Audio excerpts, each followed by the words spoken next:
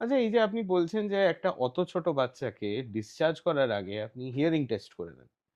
আমি তো এটাও দেখেছি যে খুব ছোট বাচ্চা যে কথাই বলতে পারে না, অনেক ক্ষেত্রে মানে তার যদি খুব সিভিয়ার কারেকশন এর প্রয়োজন হয়, অত ছোট বয়সেও চশমা হয়ে যায়।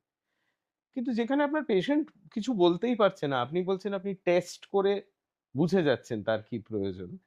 মানে এটার তো তাহলে একটা প্রচন্ড state of the art infrastructure এর প্রয়োজন। হ্যাঁ, মানে নিওনেটোলজি মানেই তো তাই। ইভেন শুধু নিওনেটোলজি না, পিডিয়াট্রিক্সও। হুম। আমি যখন ১ম পিডিয়াট্রিক্স পড়বো ভাবি, তখনই ভেবেছিলাম যে আরে কি করে একটা ওই অ্যানিমালের ডাক্তার আর একটা পিডিয়াট্রিশিয়ানের মধ্যে কি ডিফারেন্স? ও কিছু বলতে পারে না, এও কিছু বলতে এও পারে কিছু না। বলতে পারে না। কিন্তু আস্তে, আস্তে এই সাবজেক্টটাকে আমি ভালোবেসেছি এবং তারপরে পিডিয়াট্রিক্স আমার মাদার সাবজেক্ট। তারপরে আস্তে, আস্তে আমি নিওনেটে গেছি। হুম, যেখানে কিছুই বলতে পারে না। ওই যে বললাম হার্ট রেটটা বাড়ছে, সেখান থেকে আমি বুঝবো যে ওর কিছু একটা পেইন হচ্ছে। হুম। হার্ট রেট সেখান থেকে আমি বুঝবো যে ওর কি হচ্ছে, কি হচ্ছে? আমাকে বুঝতে হবে কি হচ্ছে।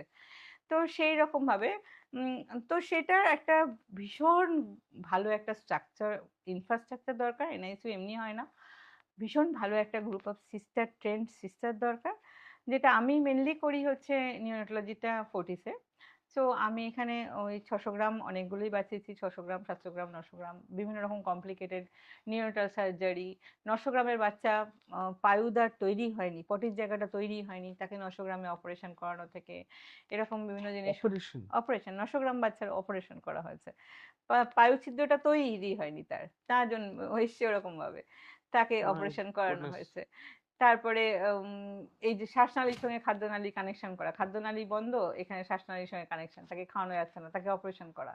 হুম। এইরকম বিভিন্ন রকম জিনিস সেগুলো আমরা করেছি। আমরা ফোর্টিসে করি এবং fortunately I have got the all good structures. আমি ভেন্টিলেশন থেকে হাই ফ্রিকোয়েন্সি থেকে সব রকম ভেন্টিলেটর সাপোর্ট দিতে পারি। আমার সিস্টাররা খুব ভালো ট্রেন্ড। হুম। সেজন্যই আমি কাজগুলো করতে পারি আরকি।